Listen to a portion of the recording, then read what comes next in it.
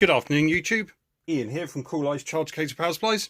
Hope you're all keeping safe and well, and in the UK that you're not cooking too much in this nice warm sunny weather. And obviously for those all over the world that are suffering floods and everything else, I hope you all and your families are all safe and well also, and that things improve for you quickly. But anyway, without further ado, I've got another case build I'd like to quickly show you. I'm going to try and keep this short and sweet if I can, because it does build on what I've already done. So this is obviously a Max 300 case with 4 ISDT Air8 chargers inside. So as you can see, it follows my usual sort of setup here. So I'm not going to go into too much detail, but obviously you've got one Air8 and obviously one set of charge ports kind of thing. And in this case, Greg specified that he wanted the 4mm banana sockets. So we've got the shrouded ones there, and of course then I've repeated that for all 4 chargers.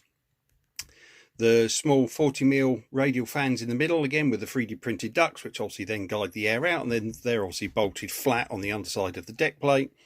USB port, I've now on these small builds moved that to the front rather than the back, because with the IEC mains socket on the rear, that would obviously interfere. So with the USB port at the front, I can then obviously have the port at the back, and the customers apparently like that sort of layout better then, because obviously then it's not in the way on the side where you've got your batteries on the side and everything else. So that's handy.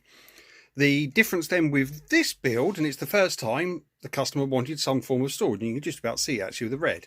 Now, I deliberated over this for weeks, then obviously got tied up then with doing other builds at the same time, so this case took even longer than usual to complete. But just today I've finally just thought, you know what, it just needs something simple, because there isn't much lid space sadly in these small cases.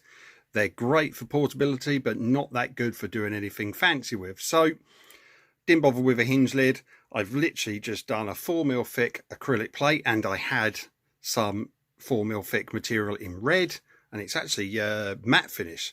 And the customer likes it, to be fair, and to be brutally honest, I was originally planning obviously to carbon fibre vinyl it and trim to suit, but when I fitted it in the case I thought, hang on a second, that red actually looks quite nice against the black, and the customer agrees. So for now we're running with it as it is. So basically then the plan being, oh, and then you can see obviously my hand behind it. So the plan being, customer can lay some charging cables in there, or whatever he wants that obviously fits within the depth.